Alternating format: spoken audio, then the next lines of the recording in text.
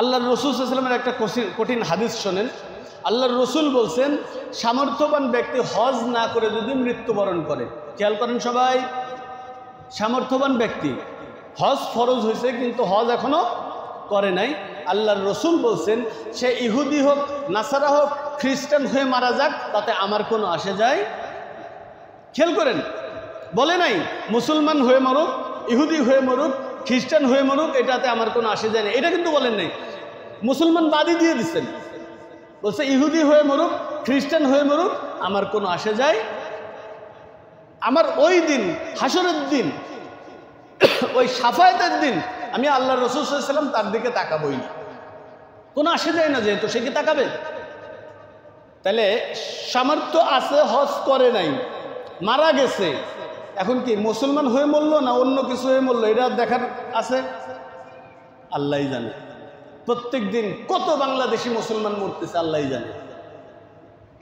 সাইয়্যাতি আমালিনা মান ইয়াহদিহিল্লাহু ফালা মুদিল্লা লাহু ওয়া মান ইউদ্লিলহু ফালা হাদিয়া লাহু ওয়া নাশহাদু আন্না সাইয়্যিদানা ওয়া সানাদানা ওয়া হাবিবানা وحبيب قلوبنا وأولانا ومولانا محمدا عبد الله ورسوله الذي أرسل الله تبارك وتعالى في كلامه المجيد وفي فرقانه الحميد সবাই পড়ি আমরা আউযু বিল্লাহি মিনাশ শাইতানির রাজীম বিসমিল্লাহির রাহমানির রাহিম ইন্না আউওয়ালা বাইতিন وُضِعَ لِلنَّاسِ لَلَّذِي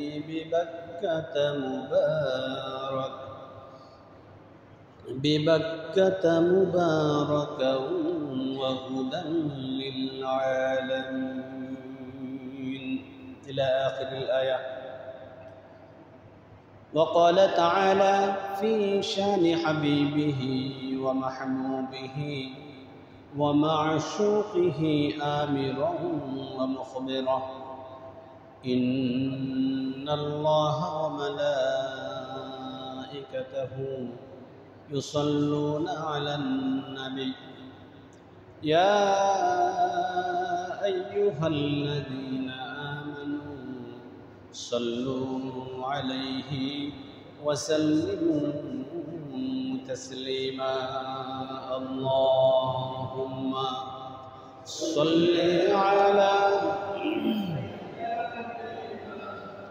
مولانا محمد وعلى آل سيدنا شفيعنا محمد اللهم صل على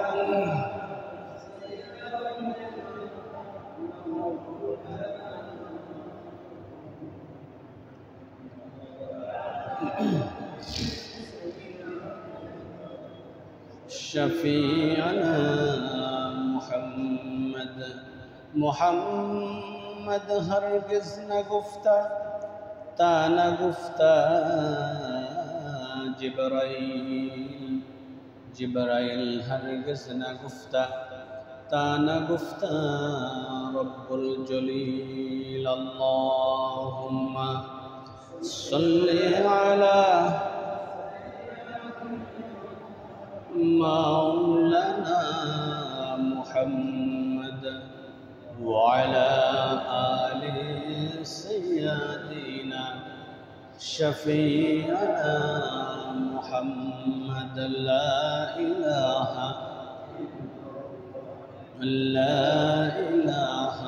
إلا الله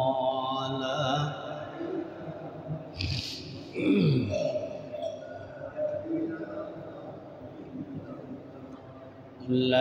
إله إلا الله لا إله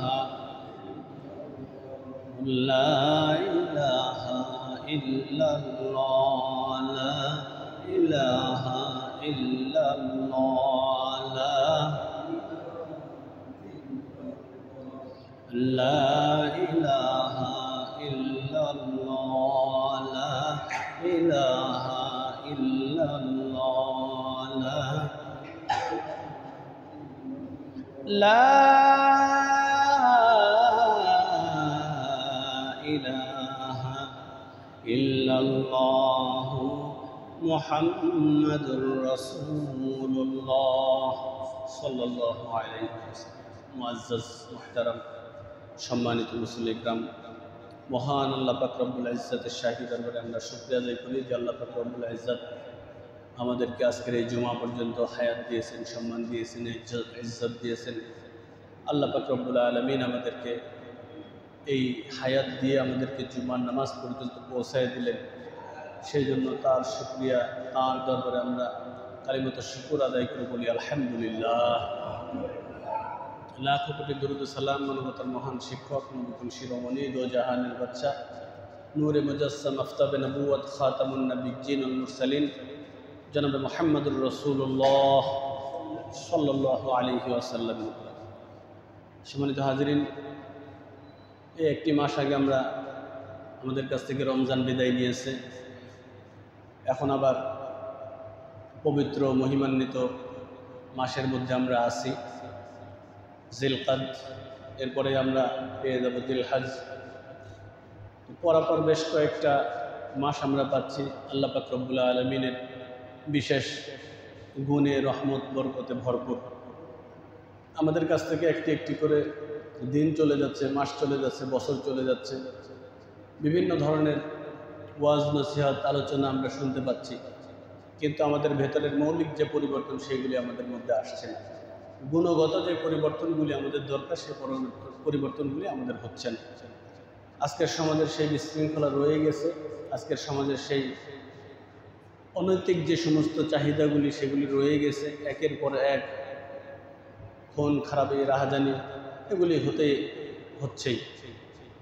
তো আল্লাহ পাক রব্বুল আলামিন আমাদের সব ধরনের খারাপ কাজ থেকে, খারাপ জায়গা থেকে হেফাজত করুক, আমরা বলি আল্লাহুম্মা আমিন।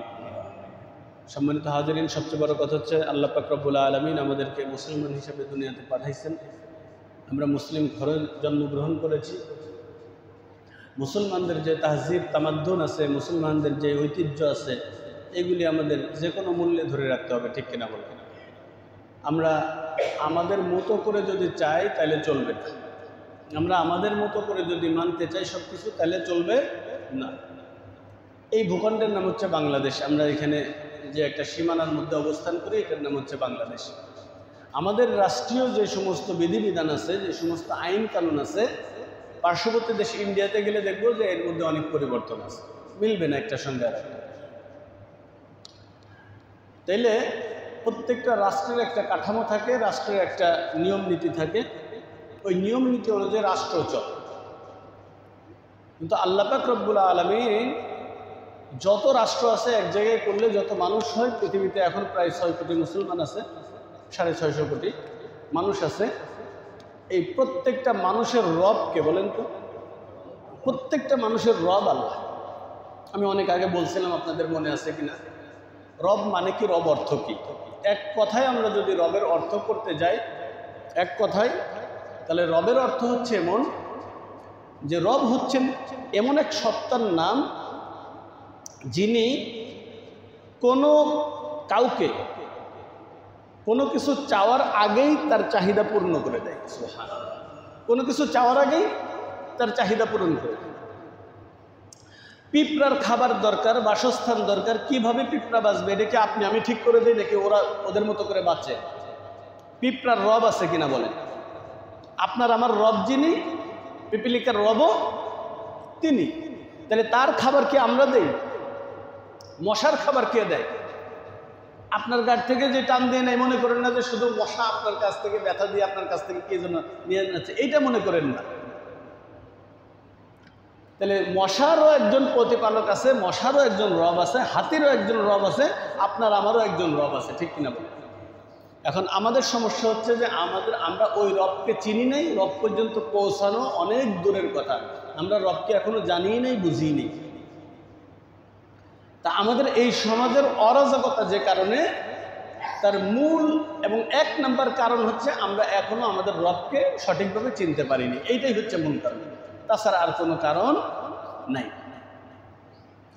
এই সমাজটা সুশৃঙ্খল হয়ে যাবে, এই সমাজটা ভদ্র হয়ে যাবে, এই সমাজটা ভালো হয়ে যাবে ওই একটা কারণেই ভালো হবে, ওই একটাই কারণে। সেটা কি? মানুষ যখন রবকে চিনতে পারবে তখন মানুষের মৌলিক জিনিসগুলি পরিবর্তন হয়ে যাবে, তখন মানুষের এই যেই সমাজে বসবাস করে ওই সমাজটা এমনিতেই ভালো হয়ে যাবে। আমরা সুবহানাল্লাহ। বুঝতেছেন না আপনারা? বুঝতে পারছেন না? কোনো রেসপন্স নেই। রব না চেনার কারণেই যত সমস্যা, সমাধান হবে রবকে চিনতে পারলেই সমাধান হয়ে যাবে।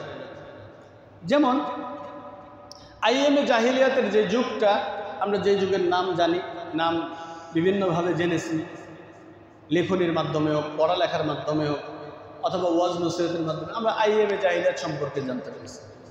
আইএমএ জাহিলিয়াতের যে বিষয়টা, ওইটাও একটাই কারণে। আইএমএ জাহিলিয়াত ছিল যে আগের লোকজন মানুষ রবকে চেনে নাই, ওই আইএমএ জাহিলিয়াতের লোকজন যখন রবকে চিনতে পারছে তখন ওই আইএমএ জাহিলিয়াতের নাম পরিবর্তন হয়ে ওই জায়গার নাম হয়ে গেছে সোনার মদিনা। সুবহানাল্লাহ। ওই জায়গার নাম কি হয়ে গেছে? সোনার মদিনা হয়ে গেছে। তাহলে দুর্ধর্ষ খারাপ লোকজন ভালো হলো তখন রবের পরিচয় জানার কারণে, রবকে চেনার কারণে, রবকে বোঝার কারণে তারাও ভালো হয়ে গেছে, সমাজ পরিবর্তন হয়ে গেছে। এখন আমরা যদি রবকে চিনতাম, আমরা আমাদের জগৎ সম্পর্কে যদি জানতাম, আমরা আমাদের ক্ষমতা সম্পর্কে যদি জানতাম, তাহলে এই সমাজ এতদিন ভালো হয়ে যেত। আমরা আমাদের ক্ষমতা সম্পর্কে জানি না, আমরা রবের ক্ষমতা সম্পর্কে জানি না। আমার কাছে 2 টাকা আছে, 2টা গাড়ি আছে, 2টা বাড়ি আছে, আমি আমাকে অনেক ক্ষমতাধর মনে করতেছি। কিন্তু এই সব কিছুর মালিক, এই সব কিছুর পেছনে কে আছেন?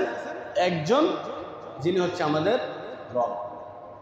সম্মানিত হাজিরিন, আমরা আমাদের রবকে চেনার চেষ্টা করব। রবকে চেনার জন্য আল্লাহ পাক রব্বুল আলামিন সূরা ফাতিহা আমাদের প্রত্যেকটা নামাজের প্রত্যেকটা রাকাতে রাকাতে সূরা ফাতিহা আমাদের জন্য ফরজ করে দিয়েছেন। আমরা সূরা ফাতিহা পড়ব। এই সূরা ফাতিহার মধ্যে আমাদের রবের সুন্দর পরিচয় আছে, ডিটেলস পরিচয় আছে, ইনশাল্লাহ আমরা জানার চেষ্টা করব। সম্মানিত হাজিরিন, তো আমরা এখন যেই মাসে আছি, সম্ভবত আগামী মাসেই আমাদের হজের মাস, ঠিক কিনা বলেন? আগামী মাসেই হজ। আমাদের বাংলাদেশ থেকে হজের ফ্লাইট অলরেডি চলে গেছে, হাজিরা বাংলাদেশ থেকে হজের উদ্দেশ্যে রওনা হয়ে চলে গেছে। আমরা তাদের জন্য দোয়া করব, আল্লাহ পাক রব্বুল আলামিন তাদেরকে যেন সহি সালামতে ফেরত নিয়ে আসেন। যাদেরকে আল্লাহ পাক রব্বুল আলামিন সেখানে রেখে দেওয়ার মঞ্জুর করেন, তাদেরকে আল্লাহ পাক রব্বুল আলামিন যেন একটা বিশেষ মর্যাদায় আল্লাহ পাক রব্বুল আলামিন তাদেরকে যেন রেখে দেন, জান্নাতুল মাকাম, জান্নাতুল ফিরদাউস দান করেন। আমরা বলি আল্লাহুম্মা আমিন। তাদের সাথে সাথে আমরাও হাত তুলব, আল্লাহ পাক রব্বুল আলামিন তাদের ওই কবুলিয়াত হাতগুলির সাথে আমাদের হাতগুলির জন্য আল্লাহ পাক রব্বুল আলামিন কবুল করে নেয়। আমরা সেই জন্য বলি আল্লাহুম্মা আমিন। সম্মানিত হাজিরিন, আল্লাহ পাক রব্বুল আলামিন পবিত্র কোরআনে হাকিমের মধ্যে এই হজ আমরা যেই জিনিসটাকে কেন্দ্র করে মূলত হজ করি, সেইখানে একটা আল্লাহ পাক রব্বুল আলামিন ঘর রেখেছেন। ওই ঘরের নাম কি বলেন তো? একটা ঘর, বিশেষ একটা ঘরকে কেন্দ্র করে আমরা হজ পালন করি, তাই না বলেন? সেটা হচ্ছে কি? কাবা। সেটা কি? কাবা। আল্লাহ পাক রব্বুল আলামিন পবিত্র কোরআনে হাকিমের মধ্যে এই কাবার সুন্দর বৈশিষ্ট্য তুলে ধরেছেন, যেখানে আমাদের সবার যাওয়া একটা মনের দাবি হওয়ার দরকার, প্রাণের দাবি হওয়ার দরকার। আমরা মুসলমান হিসাবে আমাদের ওইখানে যাওয়া সামর্থ্য যাদের আছে অবশ্যই যাওয়া ফরজ। আল্লাহ পাক রব্বুল আলামিন আমাদের তৌফিক দেন, আমরা যেন সবাই সামর্থ্যবান যারা আছে আমরা যেন হজ করতে পারি। আল্লাহ পাক রব্বুল আলামিন কবুল করুক, আমরা বলি আল্লাহুম্মা আমিন। তো আল্লাহ পাক রব্বুল আলামিন পবিত্র কোরআনে হাকিমের মধ্যে ইরশাদ করেন, ইন্না আউওয়ালা বাইতুন উদিআ লিন-নাস লাল্লাযী বিবাক্কাতা মুবারাকান ওয়া হুদাল লিল আলামিন। ফিহি আয়াতুম বাইয়িনাত।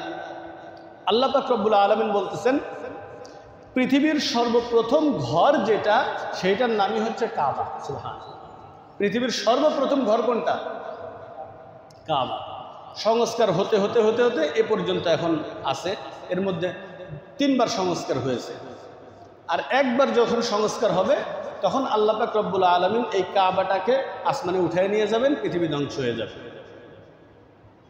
কয়বার সংস্কার হয়েছে? 3 বার হয়ে গেছে। আর একবার সংস্কারও হবে না, ধ্বংসও হবে না। আল্লাহ পাক রব্বুল আলামিন তার ঘর তিনি তার মতো করে হেফাজত করবেন, আসমানে উঠায় নিয়ে যাবেন। পৃথিবী সেই দিন কি হবে? ধ্বংস হয়ে যাবে। তো আল্লাহ পাক রব্বুল আলামিন বলতেছেন ইন্না আউওয়ালা বাইত, প্রথম ঘর হচ্ছে এইটা, লাল্লাযী বিবাক্কাতা মুবারাক, এবং এটার অবস্থান হচ্ছে মক্কাতে। বাক্কা এটা আরবিতে বলা হয় আল্লাযী বিবাক্কাতা মুবারাক, এটার নাম হচ্ছে মক্কা। মক্কা নগরীতে এটা অবস্থিত এবং এটা হচ্ছে মুবারকময় একটা ঘর, যেটাকে রহমত বরকত দিয়ে আল্লাহ পাক রব্বুল আলামিন ভরপুর করে রেখেছেন। সুবহানাল্লাহ। আমরা যারা যাই নাই, আমরা এখানে সারাদিন বসে গল্প শুনলেও এর ফিলিংস বুঝতে পারব। কি একটা ফিলিংস আছে, আবেগ আছে, একটা আবেগ কাজ করবে। না গেলে এটা বোঝা কোনোদিন সম্ভব না। আমরা তো আলহামদুলিল্লাহ বাংলাদেশ থেকে আমরা যারা হজ করতে যাই, এর মধ্যে এক শ্রেণীর লোক সবচেয়ে বেশি পাওয়া যায়। রিটায়ার্ড করার পরে আমরা হজে যাই, ঠিক কিনা বলেন? কথা মাইক ঠিক আছে তো? কথা বোঝা যাচ্ছে তো? আচ্ছা, হজ ফরজ হওয়ার নিয়ম কি সেটা তো আমরা জানি সবাই, তাই না? সবাই জানি না বলেন? মোরাললেস আমরা সবাই জানি। হজ ফরজ হওয়ার শর্ত হচ্ছে কোনো ব্যক্তির পারিবারিক পরিবারের যে সদস্য আছে, এই সদস্যগুলির ভরণ পোষণের সম্পূর্ণ দায়ী দায়িত্ব রেখে হজ অর্থাৎ মক্কা নগরীতে যাওয়া এবং আসার যে খরচা আছে, এইটা যদি তার কাছে থাকে তাহলে তার উপরে হজ ফরজ। বুঝাইতে পারছি আমি? বোঝেন নাই?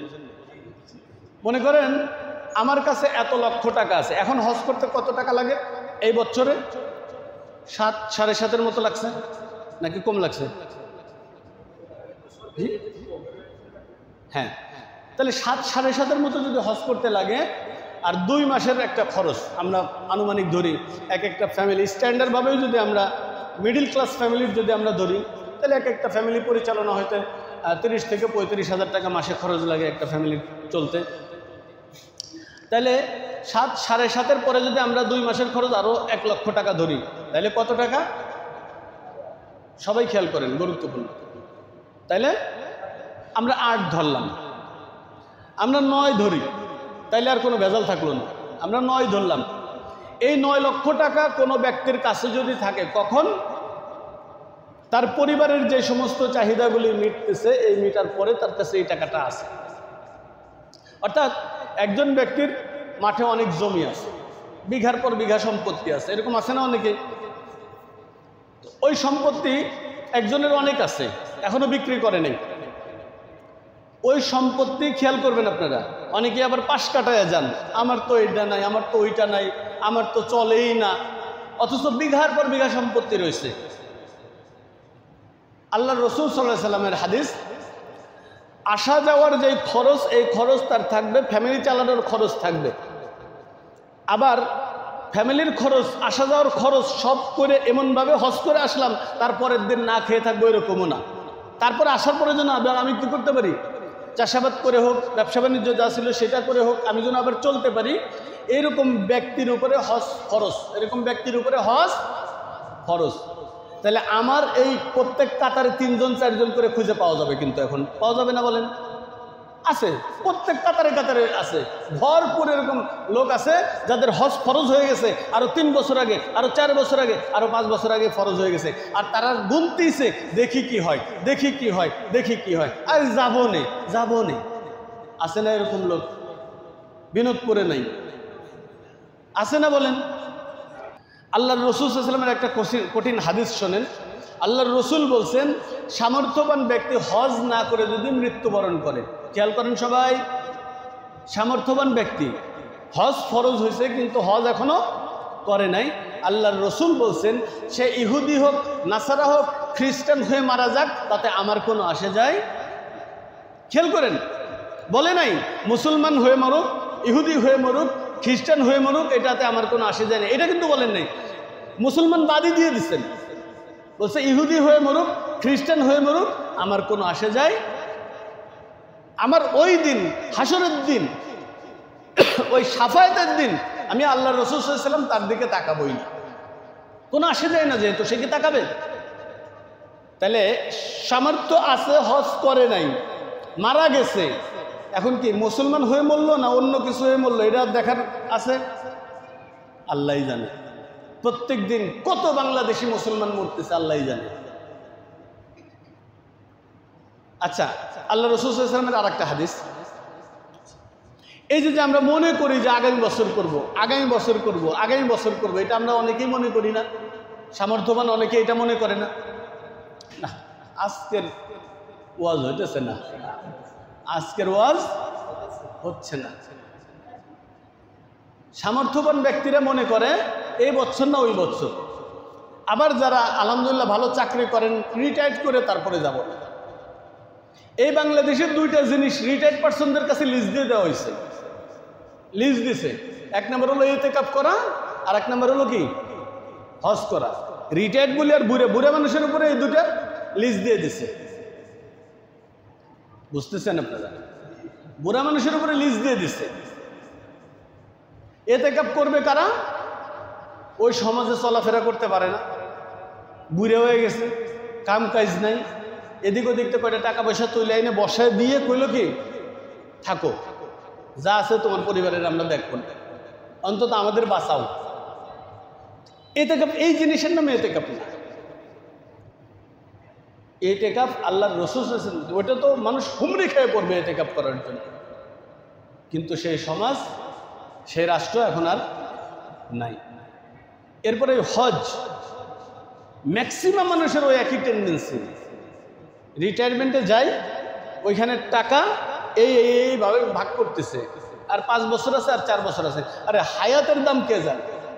হায়াত কয়দিন আছে এটা বলতে পারবে কে? এটা বলার ক্ষমতা আছে কারো? এটা আমরা সবাই জানি, কিন্তু আবার সবাই ওই নিয়ত করে বসে থেকে রিটায়ার্ডের পরে আমরা হজ করতে আছে না এরকম?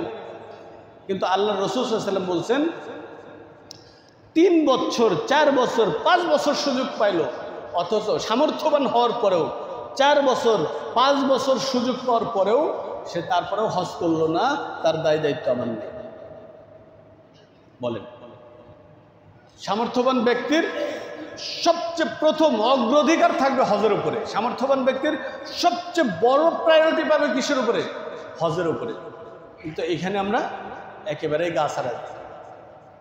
আল্লাহ আমাদেরকে মাফ করুক, আমরা বলি আল্লাহুম্মা আমিন।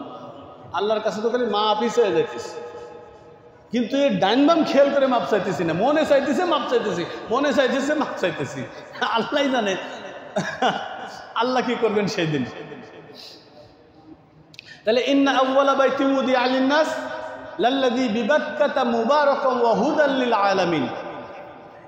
এই ঘর পবিত্র, এই ঘর 4 নম্বরে আল্লাহ পাক রব্বুল আলামিনের পবিত্র এই ঘরটা হুদাল লিল আলামিন, বিশ্বজগতের জন্য হেদায়েত। সুবহানাল্লাহ, এটা বিশ্বজগতের জন্য কি হেদায়েত। পৃথিবীর কোনো ঘর এরকম নাই যেই ঘর নিয়ে এত কথা, এত আলোচনা, এত লেখনী, এত মানুষের আকুতি কাকুতি মিনতি থাকে, পৃথিবীর কোনো ঘর কিন্তু নাই, ঠিক কিনা বলেন? এর চেয়ে অনেক দামি দামি ঘর আছে, মার্বেল পাথরের তৈরি, এক একটা গম্বুজ এরকম। ব্রুনাইয়ের যে রাজা, ওনাদের ঘরগুলি দেখেন, স্বর্ণ দিয়ে পিলার বানায়, স্বর্ণ দিয়ে কি করে পিলার স্বর্ণ দিয়ে বানায়। বলেন তো ব্রুনাইয়ের ওই রাজার ঘর বেশি দামি নাকি মক্কার ঘর বেশি দামি? বলেন, মক্কা ঘর বেশি দামি। কেন? তার এই সমস্ত বৈশিষ্ট্য। আল্লাহ পাক রব্বুল আলামিন এই ঘরের মধ্যে অনেক অনেক বৈশিষ্ট্য রাখছেন।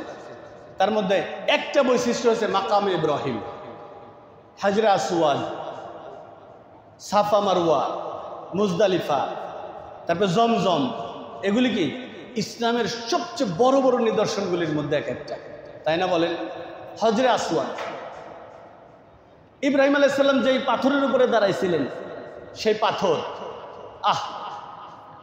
একটু হিসাব করেন, পাথর নরম না শক্ত? পাথর দিয়ে মাথায় মারলে পাথর থাকে তো, নাকি পাথর ভেঙে যায়? নাকি মাথা ভেঙে যায় পাথর থাকে? মাথা ভাঙলে পাথর থেকেই যায়। এই শক্ত পাথর, পাথর কি মায়া! হজের প্রত্যেকটা জিনিসের মধ্যে কত মায়া আছে, কত অনুভূতি, আবেগ জড়ানো আছে। এটা যদি আমরা আবেগ দিয়ে একবার বিবেচনা করতাম, মুসলমান সব ঠিক হয়ে যেত। হজরে আসওয়াদ, ইব্রাহিম আলাইহিস সালাম দাঁড়ায় আছেন, এটা লিফটের কাজ করছে। আলহামদুলিল্লাহ।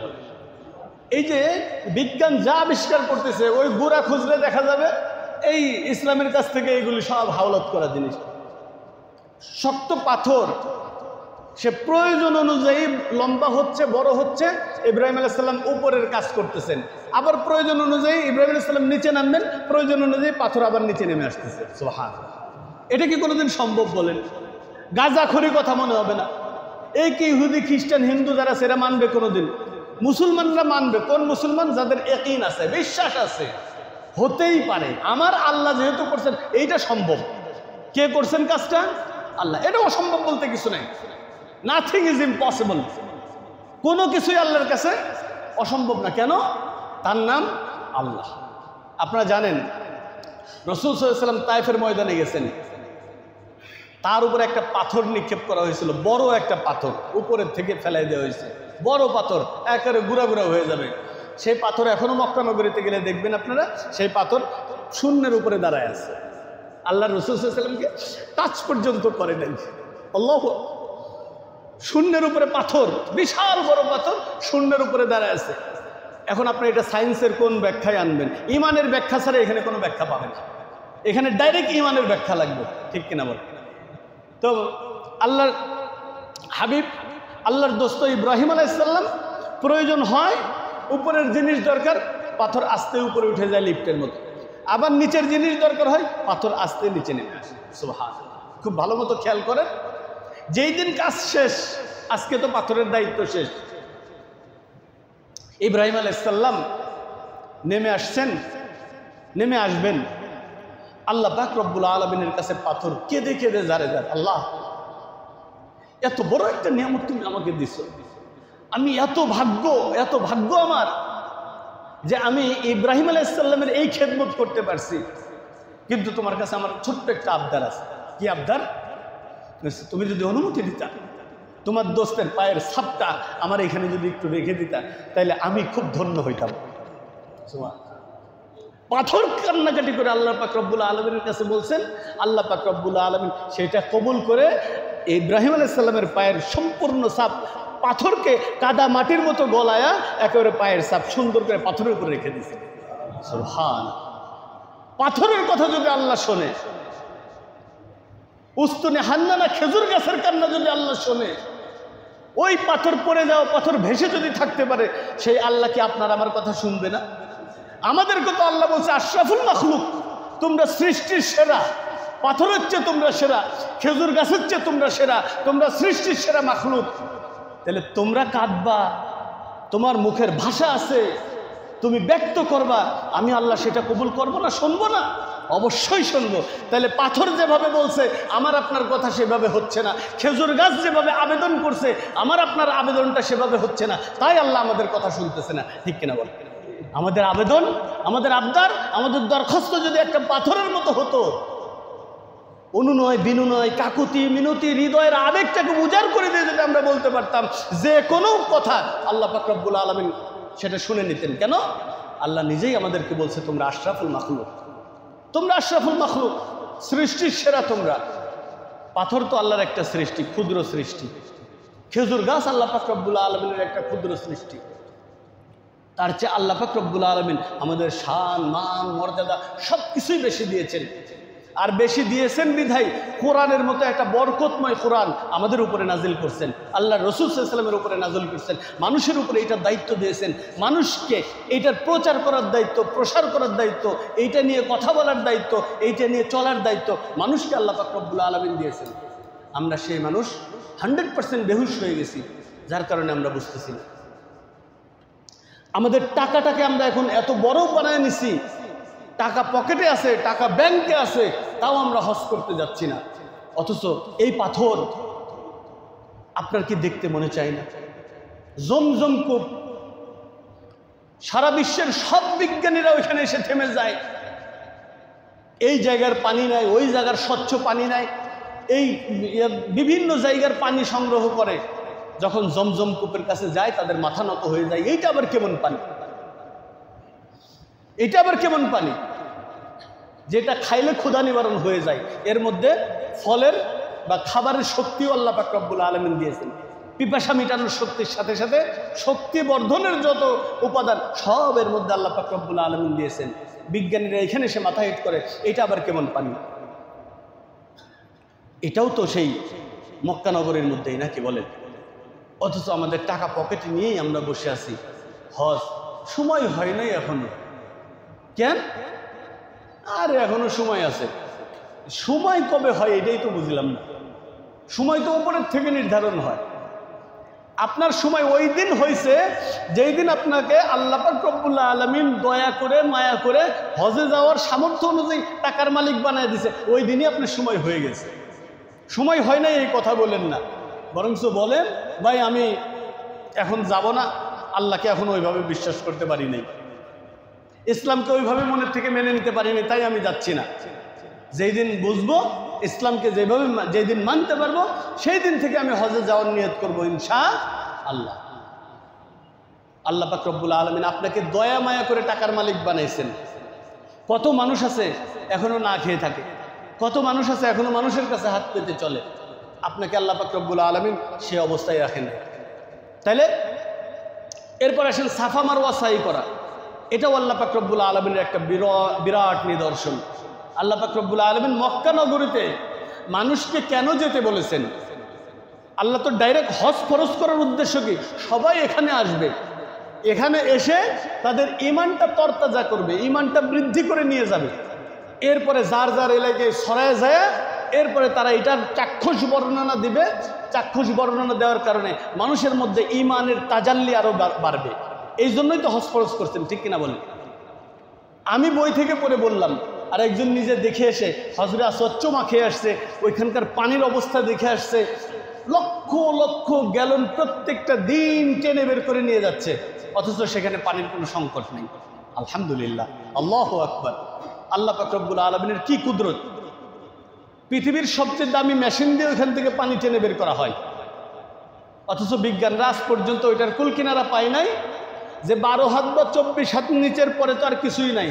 ওইটা তো এক টানে 2 সেকেন্ডে ওইটা শেষ হয়ে যাওয়ার কথা। ওই পানি যেটু কুয়ার মধ্যে যে পানি 2 সেকেন্ডে শেষ হয়ে যাওয়ার কথা, যেই পরিমাণ মেশিন ওইখানে সেট করা আছে, অথচ সারা মক্কা সাপ্লাই দিচ্ছে।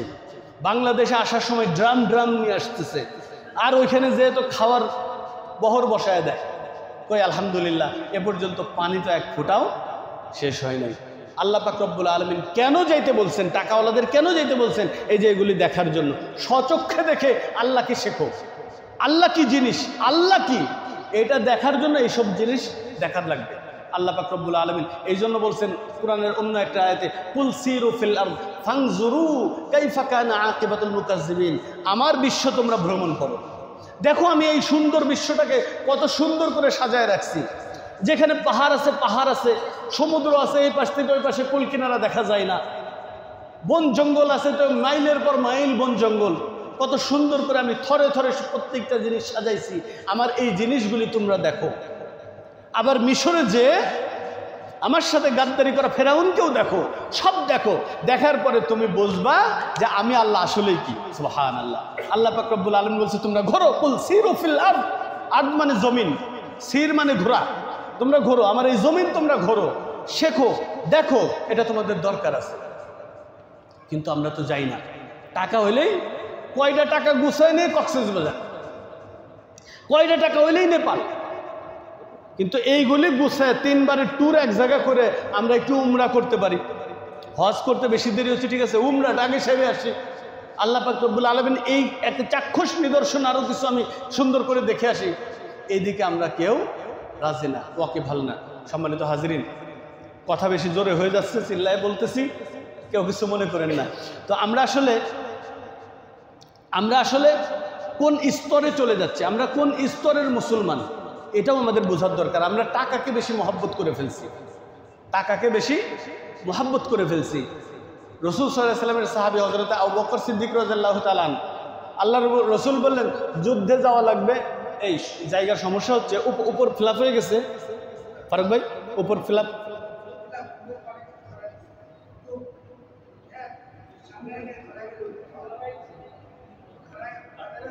আচ্ছা, আমরা তাহলে আলোচনাটা শেষ করি, আর 2 মিনিটের মধ্যে শেষ করে দেব। একটু জিকির করি, লা ইলাহা